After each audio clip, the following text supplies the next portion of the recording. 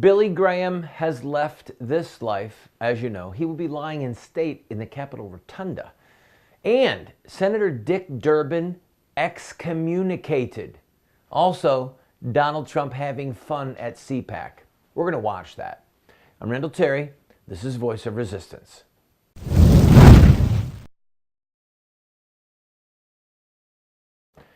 Reverend Billy Graham, who has preached literally to tens of millions of people, brought the gospel of Jesus Christ, the good news of Jesus' death, burial, and resurrection all over the globe, has left this life. May God grant him the joy of life eternal. And I'm sure that perhaps you have been impacted by his life. He will be lying in state tomorrow. It's a great privilege. There are very few people who have their wake of viewing inside of the Capitol Rotunda, and that will be happening this Wednesday. In other news, I will deal with this much more next week, but Senator Dick Durbin has been excommunicated by Bishop Paprocki for his persistence in grave manifest sin. A shout of joy has gone up from the Catholic community, from the pro-life community. Dick Durbin voted against a bill a week or two ago in which the bill said that if a child can feel pain at 20 weeks, which it can, that we're going to outlaw all abortion because these are human beings that are feeling pain and you're killing them. And he voted, as a Roman Catholic, he voted against that bill. So he was excommunicated. This is something that Catholics have been begging for decades. For decades. We will talk about this more next week, but I will say this. Now I'll talk about it more next week. What I want to do for today's program and for Thursday's program is to let you see what you didn't see. Unless you were in Washington, D.C. for the Conservative Political Action Committee's convention, CPAC as it's called for short, you didn't get to see President Trump. He had so much fun in that speech, and the crowd was going crazy. And of course, the media went crazy. So if you saw the media reaction over the weekend, well, I thought, you know what? Let's just let the president speak for himself and give our viewers an opportunity to see what they probably missed, because most of us have a life, we have a job, and we don't get to sit in front of our television and watch daytime speeches. So while you're relaxing in front of your TV at night, we are going to play as much of President Trump's speech for you as we can. I hope you enjoy it. I present to you President Donald J. Trump at CPAC. We've all come a long way together. We've come a long way together. I'm thrilled to be back at CPAC with so many of my wonderful friends and amazing supporters and proud conservatives. Remember when I first started running? I wasn't a politician, fortunately. But do you remember I started running and people say, "Are you sure he's a conservative?" I think that would prove that I'm a conservative.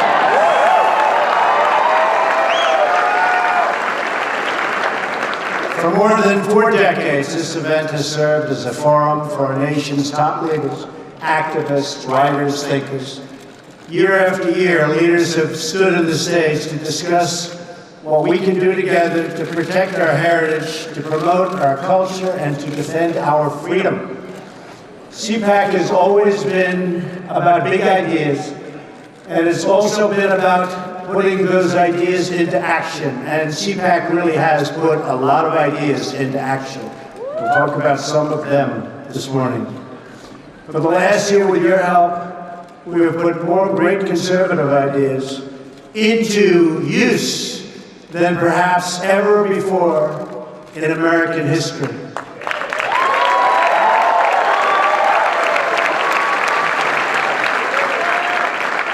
Oh, what a nice picture that is. Look at that. I'd love to watch that guy speak.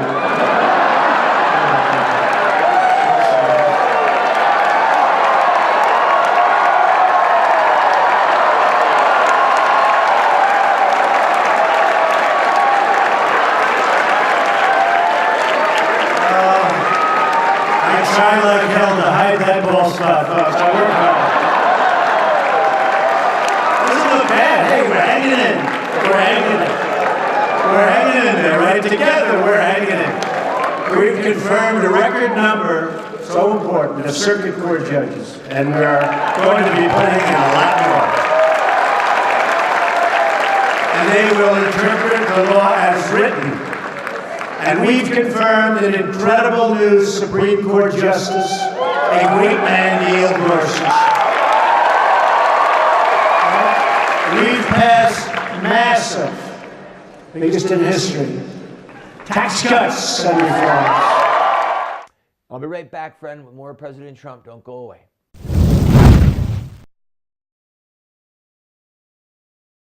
Today, many so-called Christian intellectuals believe that the God of evolution used billions of years of death and destruction to evolve the bodies of the first human beings. Then, they simply declare the theory of evolution as fact to justify their unproven scientific fallacies. By the grace of God, more and more Catholics are rejecting this modern-day mythology in favor of the traditional doctrine of creation, as recorded by the Bible and believed and taught by all the fathers and doctors of the Church. To find out how sound theology and natural science confirm the sacred history of Genesis, visit the Colby Center for the Study of Creation, and be sure to check out our bookstore, which has titles like I Have Spoken to You from Heaven, A Catholic Defense of Creation in 6 Days, and A Catholic Assessment of Evolutionary Theory. That's the Colby Center for the Study of Creation.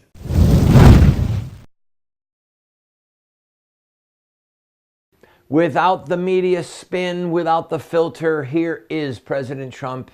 His speech just recently delivered at CPAC. You know, I don't use the word reform. There was a lot of reform, too, very positive reform. I don't use it. And when we were first doing it, I told everybody Catholic, I said, just talk about tax cuts. People don't know what reform means. They think reform might mean it's going up. And I said, do tax cuts. How did he get in here, Matt? Right. Okay. This is for the media, the fake news back there. They took very good care of him. They were very gentle. He was very obnoxious. It was only one person. So we have thousands of people here. So listen, tomorrow the headline will be, protesters disturbed. One person, folks, doesn't deserve a mention. Doesn't deserve a headline. The headline tomorrow, disruptors of CPAC. One person, and he was very nice. We looked at him, he immediately left. Now, I've had it too often. You have one person, and you can hardly even hear. In fact, the biggest really disturbance are you people. You know why? He'll say something, nobody hears him. Because it's so. And then the crowd will start screaming at him. And then all of a sudden we stop. And that's okay. You have to show your spirit, right?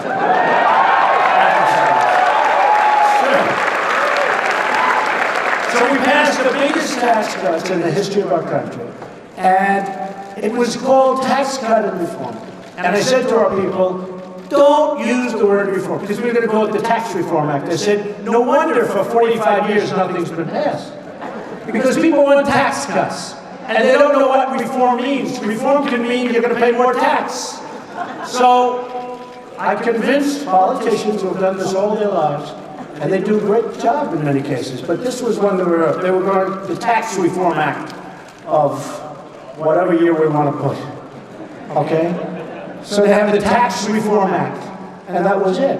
And now it was called the Tax Act, Tax Cut Act, and jobs. We had to add jobs into it because we're picking up tremendous number of jobs. 2.7 million jobs since then. 2.7. So now people hear tax cuts, and it has been popular. Remember, it started off a little slow. Then it got passed, and we had some great help. I will say, we had some great help in the Senate, in the House. We have guys here today. We have a lot of congressmen. We have a lot of senators. We had a lot of help, and we got it passed. It was not easy. We didn't have one Democrat vote, and I think that's going to cost them in the midterms. I know that whoever wins the presidency has a disadvantage for whatever reason in the midterms. You know what happens? I'm trying to figure it out. Because historically, if you win the presidency, you don't do well 2 years later. And you know what? We can't let that happen. And I know what happens. I finally figured it out. Nobody's been able to explain it. It just happens statistically almost all of the time for many years. What happens is you fight so hard to win the presidency. You fight, fight, fight.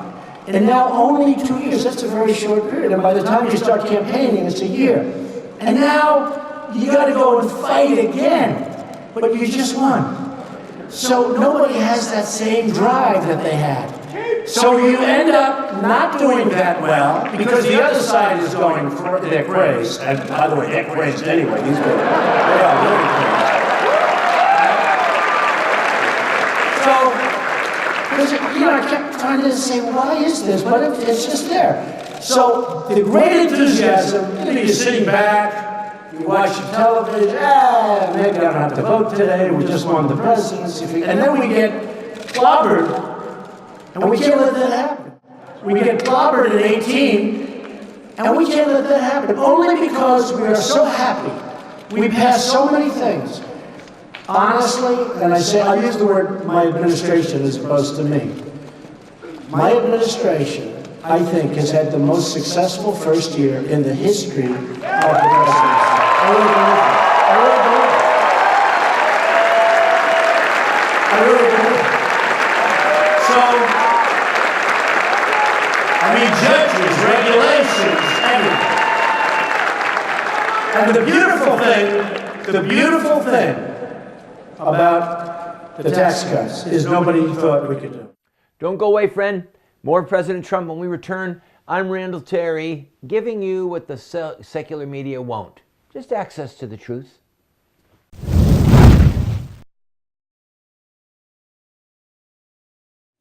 Have Muslim terrorists hijacked the peaceful religion of Islam? Or is there more to the story? The answer lies in the life of one man, Muhammad, the founder of Islam. Muslim terrorists see themselves inside a 1,400-year-old story, a narrative that focuses on specific events in the life of Muhammad. We are going to look at Muhammad's life using their most sacred literature. We will look at Muhammad at the Battle of Badr. We'll see him deal with those who mock him. We'll see the times when he used deception. We'll witness Muhammad's anti-Semitism. And yes, we will discuss Muhammad and his teachings concerning sex, slavery, and jihad. Friend, if you want to understand Islamic terrorism, get this series today.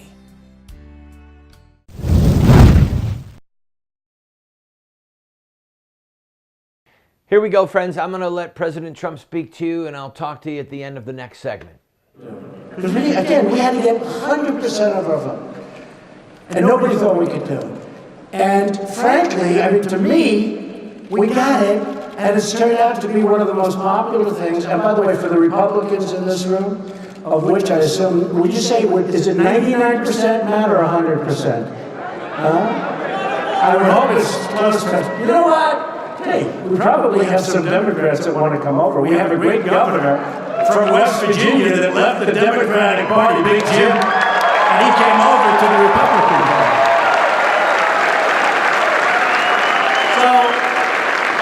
So people are sitting there, and they're saying, oh, we just had that great trip. Yeah, let's not vote. Let's go to a movie. Go to the Republican Party. We're going to do great. And then they end up losing. So you got to keep up the enthusiasm. Now what happens, by the way, they lose, and then you have the presidential election coming up again, and you clobber them because everybody gets off their ass and they get out and they work. Right? And they work. And they work and work and work. And you end up winning the presidency again. And we should do that. Hopefully we're going to do that very easily. But never, we have to worry. Right now we have a big race coming up in 18. You have to get out. You have to just get that enthusiasm. Keep it going. See, the word really is complacent. People get complacent. It's a natural instinct. You just won, and now you're happy and you're complacent. Don't be complacent. Okay, don't be complacent, because if they get in, they will repeal your tax cuts. They will put judges in that you wouldn't believe. They'll take away your Second Amendment, which we will never allow to happen. They'll take away your Second Amendment.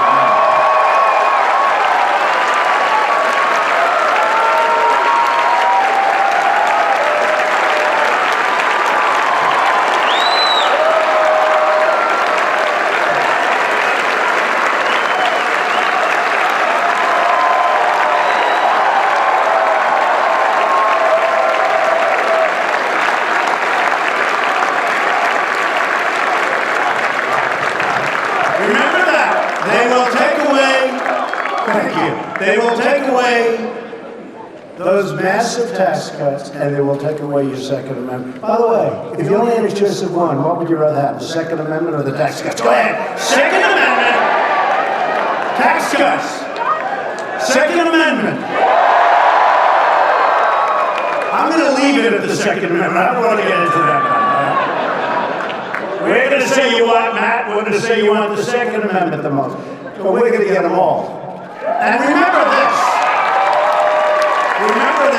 We've gotten, somebody got on television recently and they said, actually, this is the first time I can remember, Trump made campaign promises. He may be the only person that actually fulfilled more promises than he made. I think that's true. But we have a very crooked media. We had a crooked candidate, too, by the way. We have a very, very crooked media.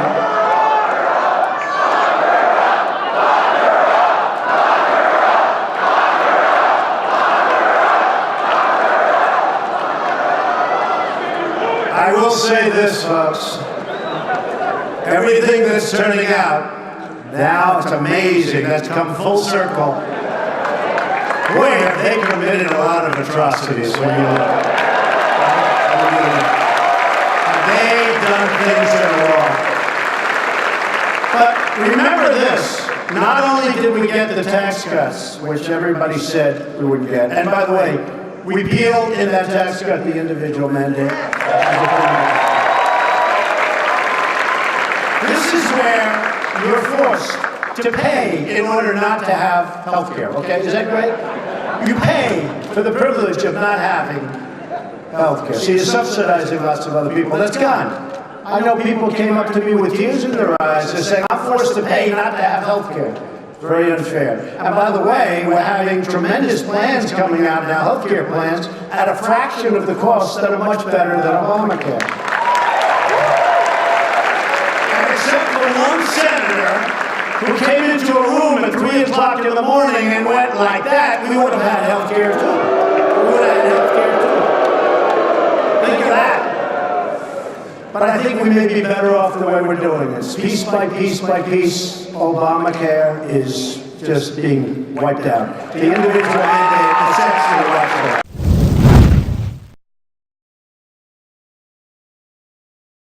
What Would Mohammed Do?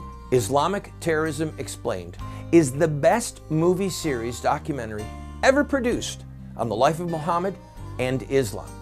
How do I know? Because it's what critics are saying. John Moore, radio host and author, said, I learned more from What Would Mohammed Do about Islam and Islamic terrorism than I've learned from everything I ever read and watched in my entire life. Best-selling author Dr. Bill Warner said, What Would Mohammed Do is the best movie series, TV production on the life of Muhammad and Islamic terrorism that has ever been produced. Friends, this is what the experts are saying. No one has ever done what we've done. I encourage you to get 1, 2, 4 copies. Call 304-289-3700. That's 304-289-3700, or order it at the address or the website that you see on the screen. Friend, we have a series that will help you and those you love to have an impact on this country. It's called Insurrecta Nex. That's Latin for revolution against the killing of innocent people. This is the history, the philosophy, and the theology of social revolution in America. We look at the Stamp Act, the Boston Tea Party, the abolition of slavery, the abolition of child labor, women's voting rights, the civil rights movement. All of them have this in common: courage, sacrifice, dedication, and in-your-face tactics and rhetoric. That's one of the reasons that we've been losing the culture wars the last 40 years, is because the bad guys are using these tactics and we aren't. We will send you this 14-part TV series along with these manuals for students, a teacher's facilitator guide for only $40. Go to 304-289-3700, 304-289-3700.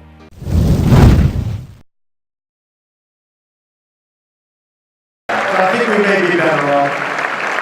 And people are getting great health care plans, and we're not finished yet. But remember, one person walked into a room when he was supposed to go this way, and he said he was going this way, and he walked in and he went this way, and everyone said, "What happened? What was that all about?" Boy, oh boy. Who was that? I don't know. I don't want to be controversial, so I won't use his name. What a mess. But it's all happening anyway. It's all happening anyway. And we've, at the same time, eliminated a record number of job-killing regulations and people going back to work. People are going back to work. So, and you know, the fake news always will always, if I say something that's like a little off, next day headline, he misrepresents. I have to be careful. But in the history of presidents, no president, and I'm saying no president, maybe they'll find I was off by 2, but we're here 1 year. No president, well, I read it in lots of good papers actually, but they'll change the story when I say it. No president has ever cut so many regulations in their entire term as we've cut in less than a year.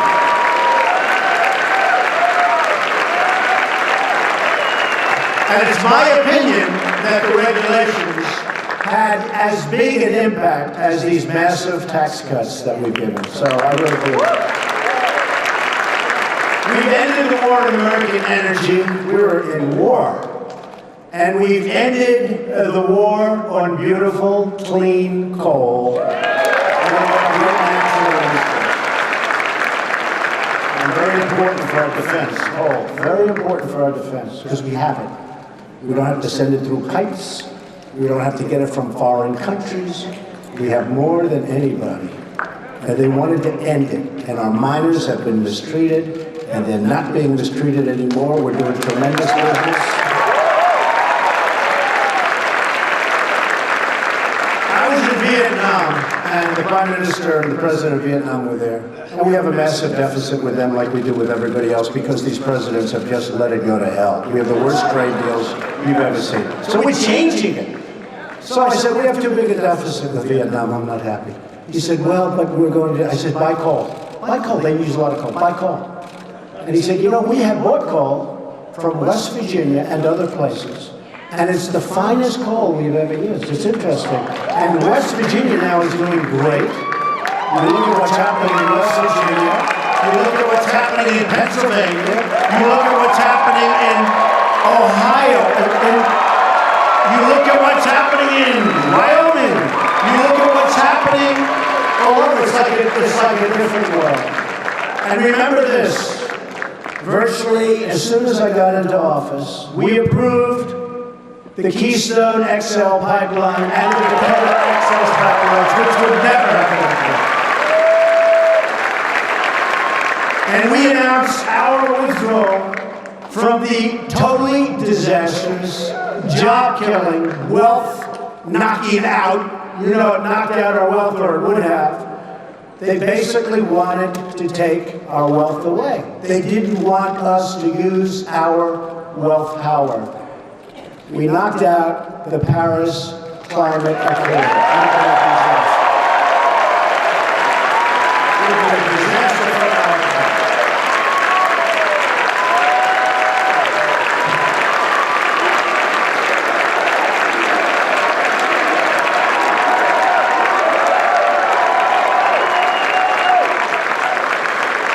Basically, it said, we have a lot of oil and gas that we found. You know, technology has been amazing. And we found things that we never knew. But we have massive, just about the top in the world. We have massive energy reserves. We have coal. We have so much. Oh, my goodness. Thank God we don't have Hillary as our president. All right, I've got to go. I will be back with you on Thursday. Pray for me as well, would you please? We are in the middle of releasing snippets of our new movie, Mohammed in His Own Words. I'll talk to you soon.